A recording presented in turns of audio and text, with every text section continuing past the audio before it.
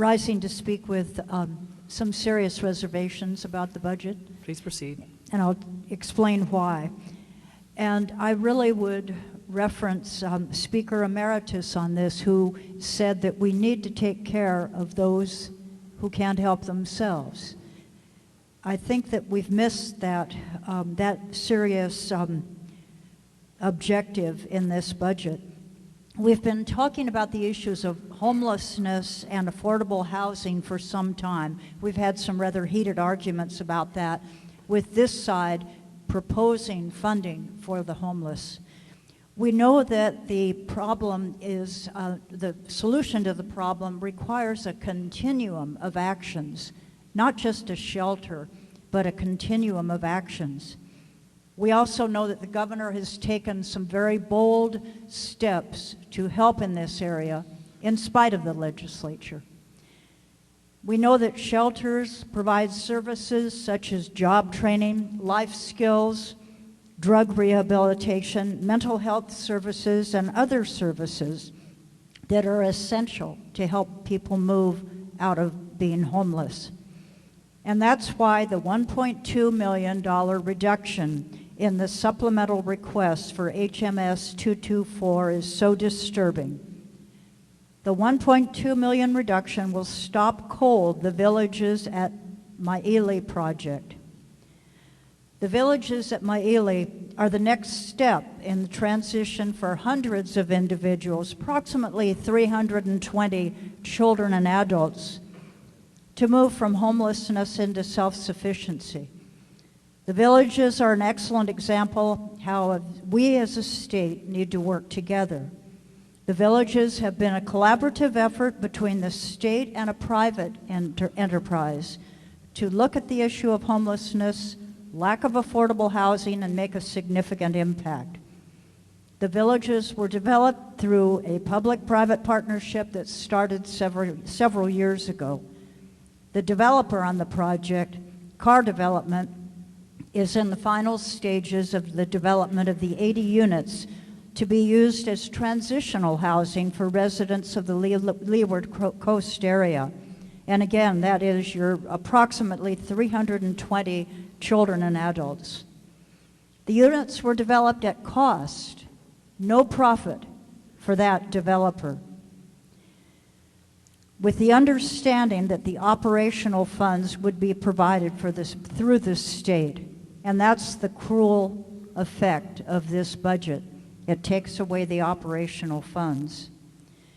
We've fallen short on our promise, and this will be detrimental to these hundreds of families.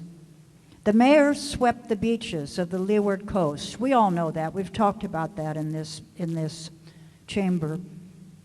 And it made many of the families experiencing homeless disappear from public view.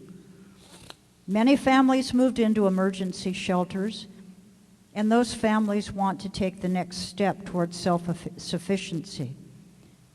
The villages of Maile would provide a roof over their heads, a place for families to develop their skills and become active members of their community. A resource center as well as a daycare program were to be developed on the property, with the funding that is being stripped away today in the budget. Children who have little stability in their lives were going to have an opportunity to be part of a community where they could learn and thrive and make their way in the world.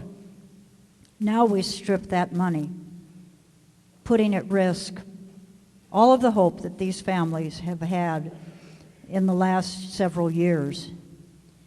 Let me just give you an example of how shelters and these kinds of housing projects help. Some of you read in the Star Bulletin about Lori Sunny Johansson.